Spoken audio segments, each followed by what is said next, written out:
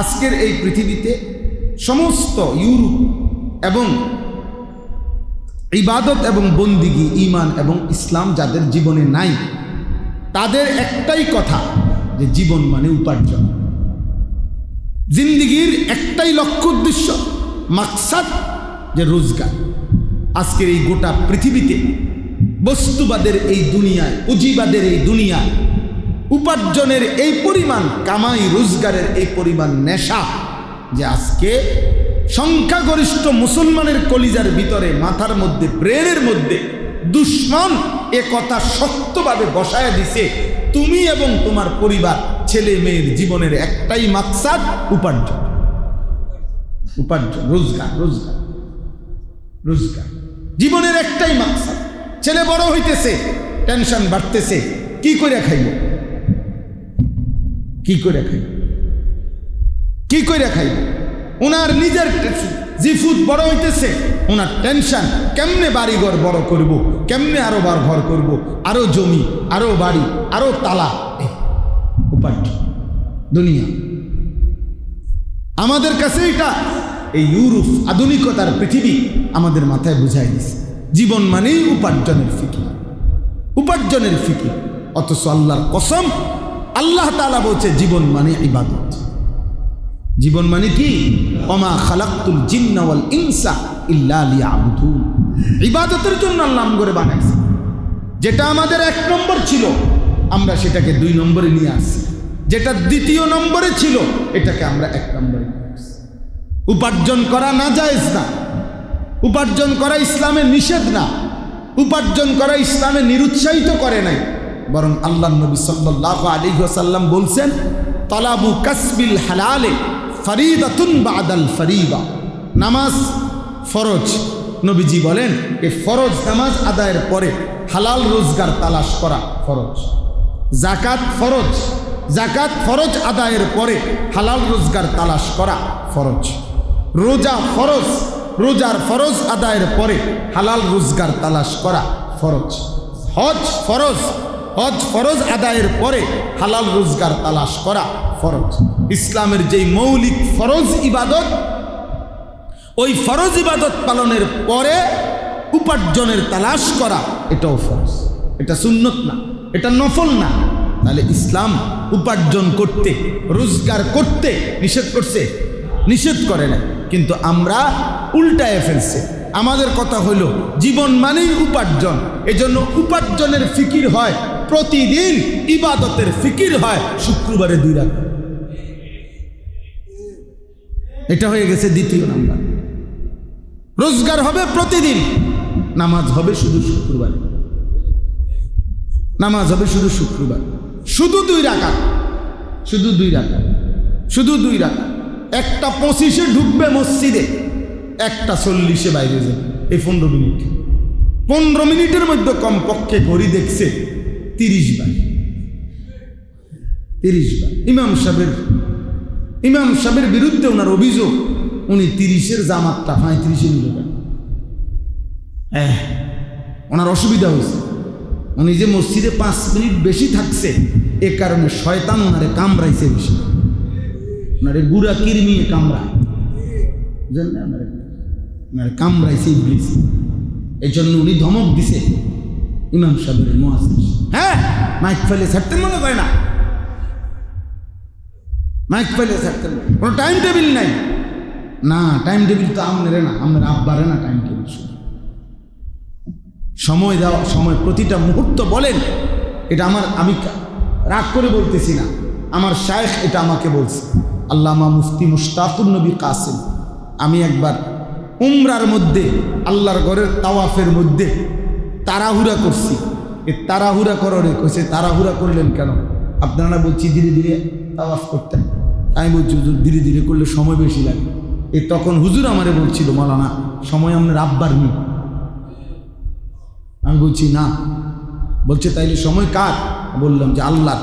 তাহলে আল্লাহর দেওয়ার সময় আল্লাহর জন্য একটু বেশি ব্যয় হইতে আপত্তি কিসের? আল্লাহর দেওয়ার সময় আল্লাহর জন্য বেশি ব্যয় হইলে সমস্যা কোথায়? তাহলে এখানে আমরা যারা বসছি সময় আমাকে আব্বার, তাইলে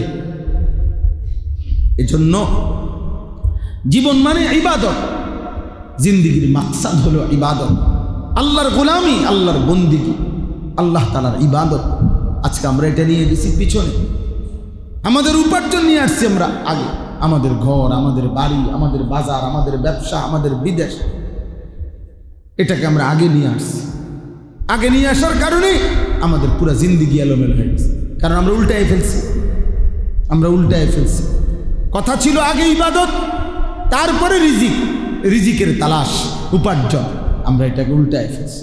আল্লাহ তাআলা এটাই এখানে বললেন, বান্দা ওয়ামা মিন দাব্বাতিন ফিল আরদ ইল্লা আলাল্লাহি রিজকুহা। যেই উপার্জন নিয়ে তোমার এত ফিকির, এত পেরেশানি, নিজের বউ বাচ্চা জিফুত সংসারে রোজগার নিয়ে এত টেনশন, আল্লাহ তাআলা বলেন ওই রিজিকের ব্যাপারে আমি আল্লাহর বক্তব্যটা আগে শোনো, তারপরে তুমি দৌড়াও, আগের দাঁড়াও, একটু কথাটা শোনো। আল্লাহ বলে বান্দা বিশ্বাস করো, আমার এই গোটা সৃষ্টির মধ্যে যত প্রাণী বিচরণ করছে জমিনে, আসমানে, শূন্যে, পাহাড়ে, জঙ্গলে, সাগরের তলদেশে, আমি আল্লাহ ওয়াদা দিলাম, আমি আল্লাহ প্রত্যেকটি বিচরণশীল আমার জমিনে বসবাসকারী প্রতিটি প্রাণ যার মধ্যে আছে, এমন প্রত্যেকটা প্রাণের রিজিকের শতভাগ জিম্মাদারি আমি আল্লাহ নিজেই আমি আমার উপরে ফরজ দায়িত্ব বানায় নিলাম। কি দায়িত্ব বানায় নিলাম? এই আলা শব্দের অর্থ হচ্ছে ফরজ। ইল্লা আলাল্লাহ, আলা শব্দের অর্থ কি? দায়িত্ব, ফরজ। কুতিবা আলাইকুমুস সিয়াম, এই যে আলা, এই কারণে রোজা ফরজ। অলিল্লাহি আলান নাসি হিজ্জুল বাইতি মান ইসতাতা ইলাইহি সাবিলা, এই যে আলা, অলিল্লাহি আলান নাস, এজন্য হজ কি? ফরজ। এইখানে ইল্লা আলাল্লাহ, আল্লাহ বলছেন আমি আমার উপরে ফরজ বানায় নিলাম, বাধ্যতামূলক বানায় নিলাম, আবশ্যক করে নিলাম। অথচ আল্লাহকে আদেশ করারও কেউ নাই, আল্লাহর উপরে দায়িত্ব দেওয়ারও কারো ক্ষমতা নাই, আল্লাহকে অনুরোধ করারও কারো অধিকার নাই। আল্লাহ তো আল্লাহ, সব তো আল্লাহ বলে আমারই বান্দা। তবুও আমি, তুমি যাতে ঘাবড়াইয়া না যাও, তুমি যাতে ভয় না পাও, তুমি যাতে কইবার সময় তো কইছেন, পরে দরকার সময় নাও পাইতে পারি, আল্লাহ বলে না, এটা মুস্তাহাব হিসাবে বলি নাই, নফল হিসাবে বলি নাই, আমি আল্লাহ ফরজ হিসাবে বললাম, রিজিকের দায়িত্ব আমার। আর কেমনে বলতাম বান্দা তুমি, আমি কেমনে বলতাম? আল্লাহ তাআলা ভাঙ্গা বলছে, নাহনু নারযুকুকুম ওয়া ইয়্যাহুম, তোমাকেও আমি রিজিক দেব, সন্তানদেরকেও আমি রিজিক। আর বলছে আচ্ছা আমার জিফুতের প্রতি বেশি টেনশন আগে, আমি খাইলে খাইলাম, না খাইলে নাই। আল্লাহ বলছে আচ্ছা ঠিক আছে, তাহলে আমি এইটাও বদলাইয়া কই, নাহনু নারযুকুহুম ওয়া ইয়্যাকুম, তা আমার সন্তানদেরকেও রিজিক দেব, তোমাকেও রিজিক। এই কথাটা কোরআনে দুইবার, মানে একবার বলছে তোমাকে রিজিক দেব, তোমার সন্তানদেরকে রিজিক দেব। তো আবার যদি এই লোক কয় যে আল্লাহ আমার লাগে আমার কোনো চিন্তা নাই, আমার জিফুতই আমার মেইন টেনশন, আল্লাহ বলছে আচ্ছা ঠিক আছে, এমনও কই যাও, নাহনু নারযুকুহুম ওয়া ইয়্যাকুম, সন্তানদেরকে রিজিক দেব, তোমারও রিজিক। আর কেমনে কইতাম, আর কেমনে বলতাম তুমি কও? একবার তোমার কথা আগে বলছি, তো তোমার একটু সন্দেহ লাগছে, মনে তোমার খাওয়াইয়া পরে ভাত থাকতো না, তোমার জিফুতে কষ্ট পাইব। আচ্ছা যাও, এবার জিফুতের কথা আগে বলছি। সুবহানাল্লাহ, নাহনু নারযুকুকুম ওয়া ইয়্যাহুম, নাহনু নারযুকুহুম ওয়া ইয়্যাহুম, দুভাবে আল্লাহ বলছে, দুভাবে আল্লাহ বলছে রিজিকের জিম্মাদারি আমি নিলাম। নবী সাল্লাল্লাহু আলাইহি ওয়াসাল্লাম বলছেন, ইন্নার রিজকা লা ইয়াতলুবুল আবদা কামা ইয়াতলুবু আজালা, কোন মানুষের মৃত্যু যেমন তাকে তালাশ করে নেয়, আল্লাহ নবী বলছে উম্মত প্রত্যেক মানুষের বরাদ্দকৃত রিজিক এভাবেই তাকে খুঁজে নেয়।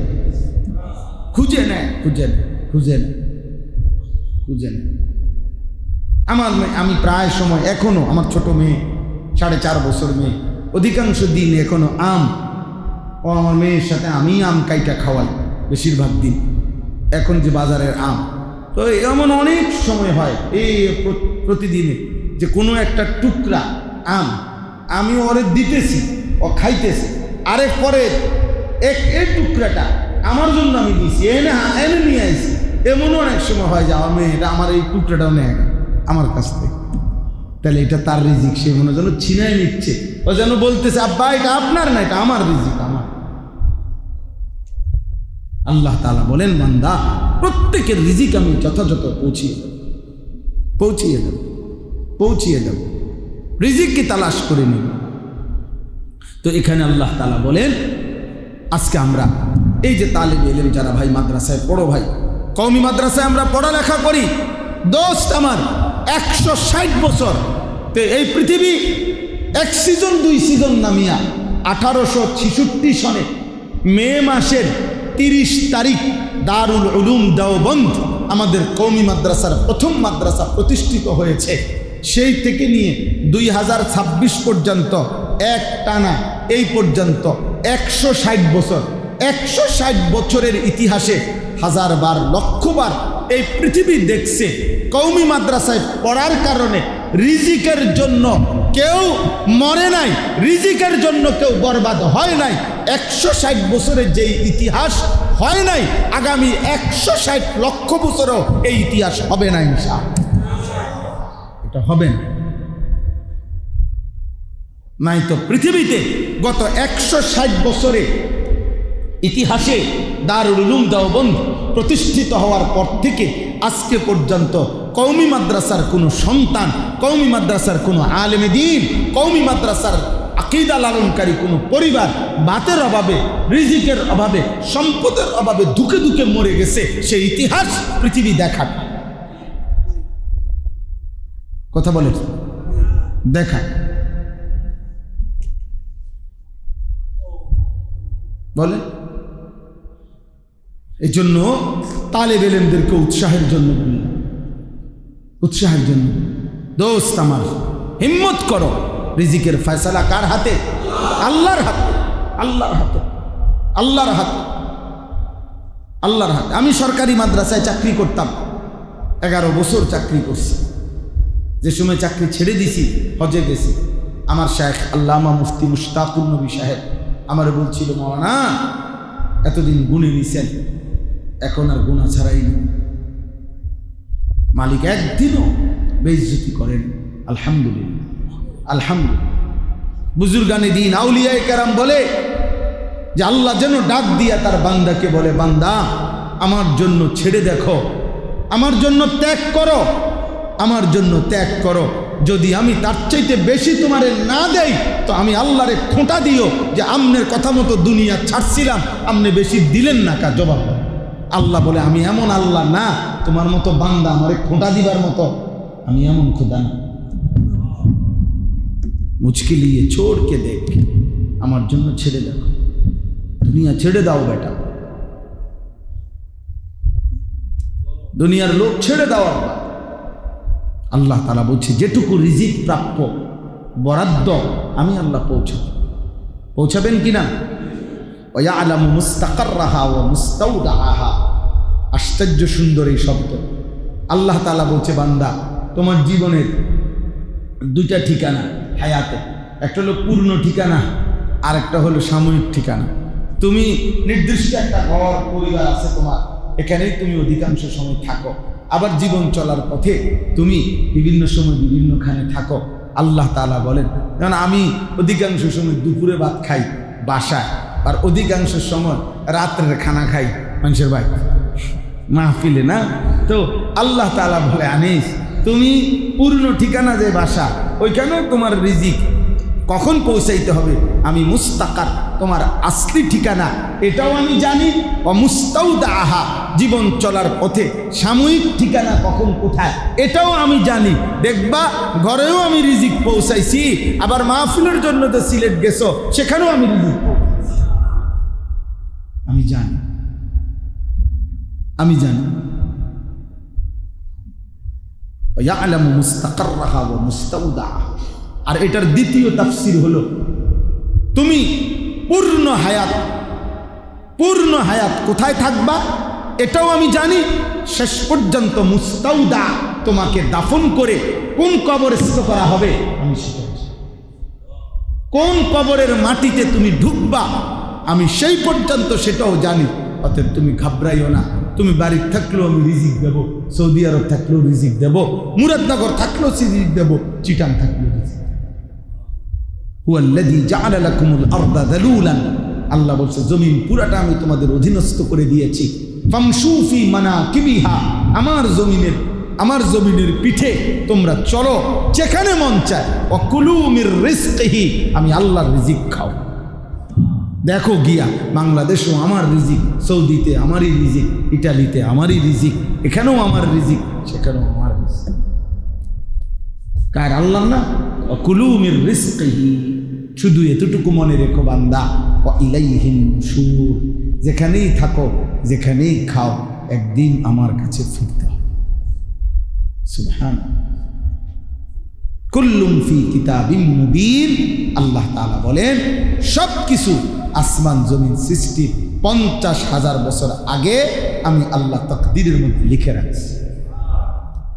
হযরত মাওলানা ওমর পালনপুরি রাহমাতুল্লাহ আলাইহি দাওয়াত ও তাবলীগের বিশ্ববিখ্যাত বুজুর্গ ছিলেন হযরত মাওলানা ওমর পালনপুরি রাহমাতুল্লাহ আলাইহি।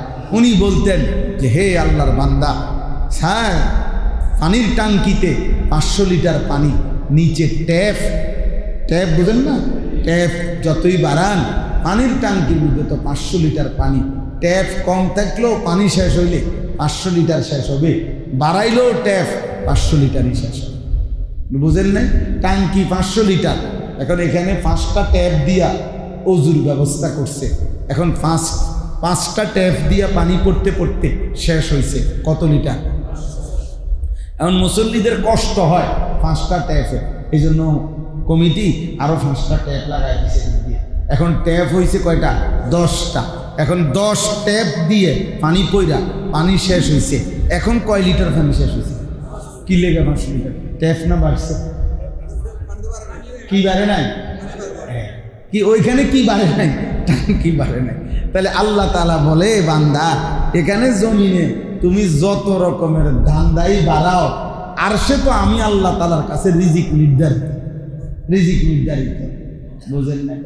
তুমি যেমনি এমনি হিসাব করবা, তুমি 8-এ একবার কইবা 4 দুগুণে 8, আরেকবার কইবা 2, আবার এমনি এমনি ভাগ করবা, কিন্তু 8-এ রেজাল্ট কি আইব? 2-4 মিলাইলো 8, আবার 4-2 মিলাইলেও কি 4 দুগুণও 8 মিলাইলো। অতএব এখানে ধান্দা বাড়াইয়া লাভ নাই। আমি আল্লাহর পক্ষ থেকে আর রিজকু মাকসুম লেখা আছে, নির্ধারণ করা আছে। কুল্লুম ফি কিতাবিম মুবিন। এজন্য সর্বশেষ কথা এটাই, আল্লাহ তাআলা আমাদেরকে এটাই বলতে চাইছেন, বান্দা আমি আল্লাহ তাআলা বলতে চাই জীবন মানে ইবাদত। আর বেঈমানরা বলতে চায়, দুনিয়ার লোভীরা বলতে চায়, শয়তানের দোসররা বলতে চায় জীবন মানে রোজগার, উপার্জন।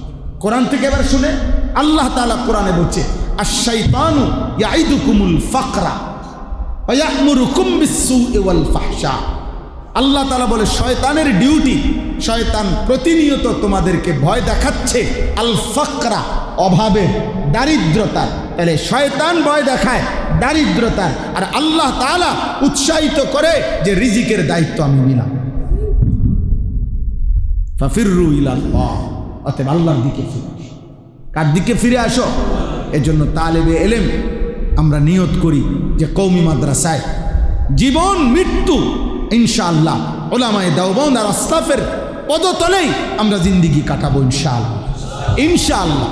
আপনাদের কাছে অনুরোধ, আপনারা আপনাদের পরিবারের ছেলে মেয়েদেরকে, সন্তানদেরকে দ্বীন শিখান, আল্লাহ চিনান, ইসলাম চিনান, ইবাদত চিনান। এমন একটা জমানার মুখোমুখি আসি আব্বা, আপনাদেরকে বলি সময়ের এমন মুখোমুখি আছেন, এই সময়টা ভুল সিদ্ধান্ত নিলে প্রজন্ম, আপনার পরবর্তী জেনারেশন, হয়তো ছেলে নয়তো নাতি, নয়তো নাতির ঘরের ছেলে দাজ্জালের খপ্পরে পড়ে একটা ধাক্কাতে ঈমান হারায় ফেলে। বিশ্বাস করেন, বিশ্বাস করেন।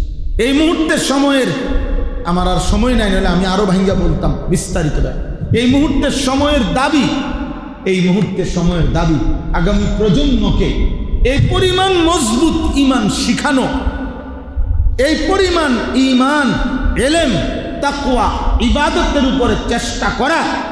কারণ আগামীর সময়টা দাজ্জালের সময়, দাজ্জালের সময়। সামান্য থেকে সামান্য ধাক্কায় মানুষের ঈমান নড়বড় হয়েছে। নবীজি বলছেন ইউসবিহুর রাজুলু মুমিনান ওয়া ইউমসি কাফির। সকালে মুমিন থাকবে, সন্ধ্যায় কাফের হবে। সন্ধ্যায় মুমিন হবে, সকালে কি হয়ে যাবে? কাফের হয়ে যাবে। ইয়াবিউ দীনাহু বিআরাদিন মিনাদ দুনিয়া। সামান্য একটু দুনিয়ার জন্য আল্লাহর নবী বলে লক্ষ কোটি কোটি ইমানদার দিন বিক্রি করে দেবে। অতএব মজবুত ইলম দরকার, মজবুত আমল দরকার, মজবুত তাকওয়া দরকার। ওলামায়ে কেরামের সাথে জুড়ে থাকেন, একদম আপন ধরে রাখেন, জামাত ধরে রাখেন, হাত ধরে রাখেন। কোন আলেম দ্বীনকে এভাবে ধরে রাখেন, আল্লাহর কোরআনকে এভাবে ধরে রাখেন, আল্লাহকে এভাবে ধরে রাখেন, এভাবে ধরে রাখেন। কোনোভাবে নিজেদেরকে কোরআন সুন্নাহ ইলম উলামা আহলে ইলম ওলামায়ে কেরাম থেকে বিচ্ছিন্ন করবেন না। বলেন ইনশাআল্লাহ, বলেন ইনশাআল্লাহ। আল্লাহ তাআলা এই ইসলাহি মজলিস কায়েম রাখেন, দায়েম রাখেন। আল্লাহ তাআলা আপনাদের সবাইকে ঈমান আমলের বরকত দান করেন। আলহামদুলিল্লাহি রাব্বিল আলামিন। মাওলায়ে করিম আপনি মাফ করে দেন, রব্বে করিম আপনি মাফ করে দেন, ঈমান আমল দান করেন, সেজদা আল্লাহ তাকওয়া তহারত আপনি দান করেন। আল্লাহ জীবন সুন্দর করে দেন, জীবন সুন্দর করে দেন, জীবন সুন্দর করে দেন, জীবন সুন্দর করে দেন, তাকওয়া দান করে। আল্লাহ জীবন সুন্দর করে দেন, গুনাহ থেকে বাঁচবার হিম্মত দেন, আপনার বন্দিগি আর গোলামি করার তৌফিক দান করেন।